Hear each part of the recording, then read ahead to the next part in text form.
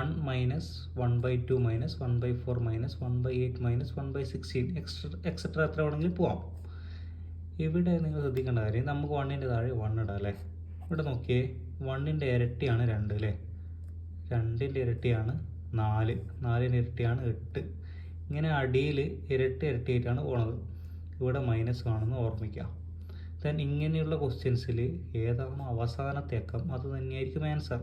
ഇവിടെ 1/16 ആണ് അവസാനത്തെ. ദെൻ ആൻസർ 1/16 ആയിരിക്കും. ഇപ്പോൾ ഈ ഒരു ശ്രേണി 1/8 വരികയാണുള്ളതെങ്കിൽ 1/8 ആയിരിക്കും അതിൻ്റെ ആൻസർ. ചെയ്ത് നോക്കി സമയം കളയണ്ട. ദെൻ ഈ ഒരു ക്വസ്റ്റ്യൻ എങ്ങനെയായിരിക്കും, ഇതാ നോക്കൂ, അടിയിലെത്തുന്നതിൻ്റെ ഇരട്ടിയാണ് അടുത്ത് വരുന്നത് 1/5, 5ൻ്റെ ഇരട്ടിയാണ് 10, 10ൻ്റെ ഇരട്ടിയാണ് 20, 20ൻ്റെ ഇരട്ടിയാണ് 40, ഇങ്ങനെ പോകുന്നുണ്ട്. അപ്പോൾ ഇതിൻ്റെ ആൻസർ എന്ന് പറയുന്നത് അവസാനത്തെ അക്കം 1/40 ആണ് ആൻസർ. 1/40.